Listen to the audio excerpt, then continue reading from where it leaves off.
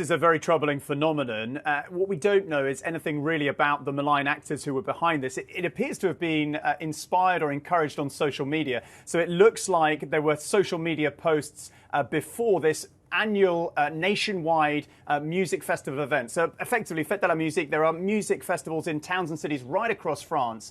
And prior to the event, there were posts, we think, on social media encouraging people or telling people to prick people attending that event. Now, we don't know anything about the malign actors behind this. Police are investigating, and they say that during those series of music festivals right across France on Saturday, 145 people were either pricked or believed they were pricked. So, you know, because of these social media posts, people picked up on these and then warned other social media users that this was being encouraged. So you had a climate of fear or concern prior to the event itself. And police are saying that they have arrested so far 14 people in connection with these attacks.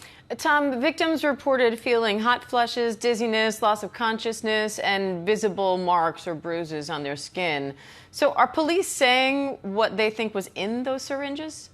They haven't yet, and at the moment I don't think there's any indication whether or not any of the victims were actually injected with any type of substance. I mean, look, we know from one of the mayors of a city where there were 17 young victims, 17 young female victims, that the victims were as young as 14, aged through to 20. One particularly concerning thing I think that mayor said for me was that some of the victims were actually attacked in the presence of their parents.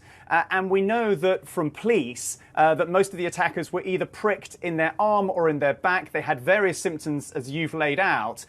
And most of those people either were treated at the scene by first responders or then reported to hospital to give urine, saliva or blood samples to try and work out whether they were pricked or not. But I think, you know, this phenomenon, it doesn't appear, I think, that physically many of the victims were badly hurt or damaged in this attack. That seems to be the indication at this stage. But what this attack, inspired by just a few messages, we think, on social media, has done is sow panic.